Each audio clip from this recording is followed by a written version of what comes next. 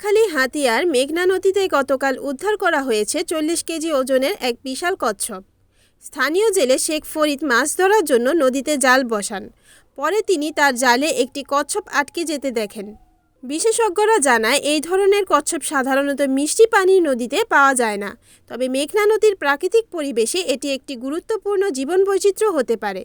উদ্ধারের পর কচ্ছপটিকে বিশেষ যত্নে পুনরুদ্ধার করা হয় এবং কিছু সময় পর সেটি নদীতে নিরাপদে ছেড়ে দেওয়া হয়। স্থানীয় পরিবেশবিদরা এ পদক্ষেপকে স্বাগত জানিয়ে বলেছেন, এর মাধ্যমে নদীর বাস্তুতন্ত্রের ভারসাম্য রক্ষা হবে।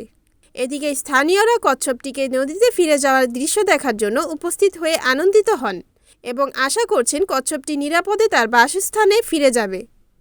গতকাল রাতে আমাদের আজমার খালে বিশাল আকৃতির একটা কচ্ছপ পাওয়া গেছে। আসলে কচ্ছপটি সর্বোচ্চ 40 কেজির মতো হবে, ওজন 1 মনের মতো হবে। আসলে গত রাত থেকে অনেক মিডিয়ার ভাইয়েরা এবং পানি সম্পদ মন্ত্রণালয় লোক ওনারাও কিন্তু নৌ পুলিশ ওনারাও আমাকে ফোন দিয়েছেন।